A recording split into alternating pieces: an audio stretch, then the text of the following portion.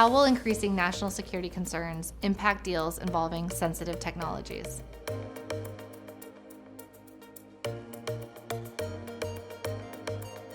In today's tech landscape, M&A transactions face regulatory scrutiny beyond antitrust, especially for deals involving advanced technologies like AI.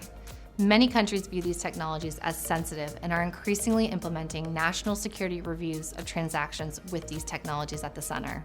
These regulatory regimes are referred to as foreign direct investment, or FDI, regimes, and are generally similar in nature to our CFIUS review in the United States.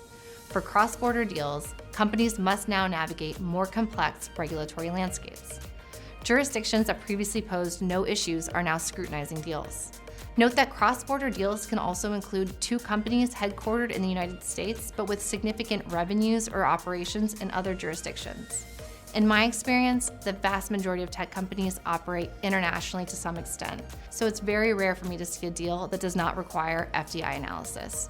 As the number of acquisitions of AI companies and other tech companies with advanced technologies, particularly those that aggregate sensitive data, continues to increase, we anticipate FDI regimes taking closer and closer looks at these transactions.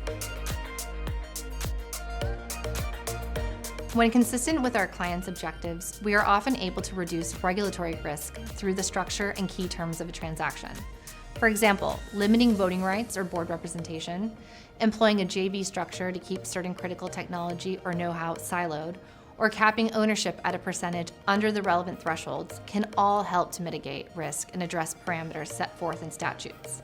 Communicating your goals from a transaction to your M&A team from the onset can also help your advisors determine where it's worth taking on regulatory risk or where it's worth making structural decisions to mitigate exposure.